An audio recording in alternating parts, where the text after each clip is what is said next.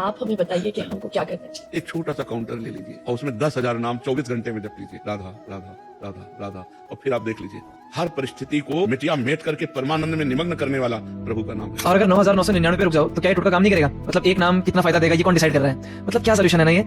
नाम जपने से सब कुछ ठीक हो जाएगा। तो फिर एक काम करते हैं, भारत में तो इतनी सारी समस्या है ही, पॉल्यूशन, ट्रैफिक, ओवर पॉपुलेशन, भ्रष्टाचार, रेप, मर्डर, न जाने कितने क्राइम्स, उन सबका एक ही सोल्यूशन है फिर। और अगर यही सोल्यूशन है तो भारत के अलावा जो अन्य देश हैं वहां तो ऐसे सोल्यूशन की कोई बात नहीं होती, पर खुशी के इंडेक्स में देखा जाए कि कौन कितना खुश देश है तो वो हम सबसे आगे आते हैं, और तनाव के मामले में देखा जाए कि कहां सबसे ज्यादा टेंशन होती है तो वहां भारत सबसे आगे आता है इस सोल्यूशन के साथ भी। तो ये बात तो पूछने वाली है ना, ये बात तो सवाल करने वाली है, पर हम लोग सवाल नहीं करेंगे, हम लोग नाम रट लेंगे। अब मैं आपको इस ट्रिक की सच्चाई बताता हूँ क्या है। ये एक साइकोलॉजिकल ट्रिक है। अगर आप एक नाम को बार बार जपते रहेंगे तो वो आपके माइंड को डम कर देगी, वो आपके माइंड को डल कर देगी और आप रिलैक्स फील करने लगेंगे और आपको हल्की नींद आने लगेगी, जो कि हम बच्चों के साथ करते हैं, जो कि माँ बच्चों को लोरी सुना करके करती है। तो असली समाधान ये नहीं है। आप हो सकता है नाम जपें और आपको थोड़ा सा रिलैक्स मिल जाए, पर उससे आपकी टेंशन सॉल्व नहीं होगी, उससे आपको समाधान नहीं मिल जाएगा। पर उसके लिए ईमानदारी चाहिए और हम लोग ईमानदार न खुद है, नाम से ईमानदारी पचाई जाती है।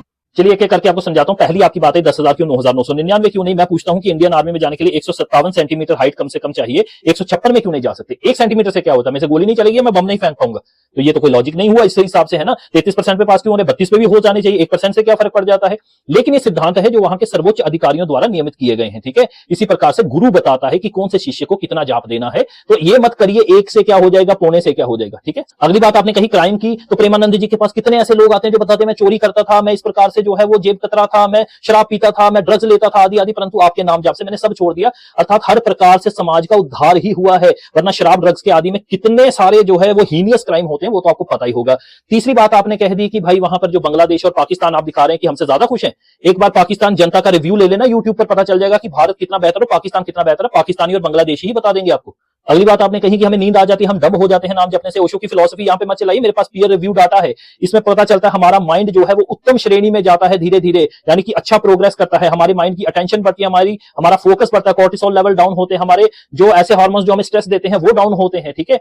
तो इस प्रकार की ये सारे फायदे यहां पर हमें प्राप्त होते हैं, और आध्यात्मिक लाभ तो मैंने आपको बता ही दिए। भगवत गीता में भगवान यही कहते हैं कि मेरे भक्त मेरा नाम चिंतन करते हुए अर्थात मेरा कीर्तन करते हुए परम सुख को प्राप्त करते हैं। अच्छा, एक बात तो रह गई कि इतने सारे देश खुश हैं, ये वो सारा वहां पर जाके देख लीजिए, हरि नाम का संकीर्तन हर एक देश में हो रहा है, और वहां के सुखी लोग भी क्यों हरि नाम संकीर्तन अपना रहे हैं वो आपको पता चल जाएगा। डाटा किस प्रकार बनता है, ये बड़ी लंबी बात है।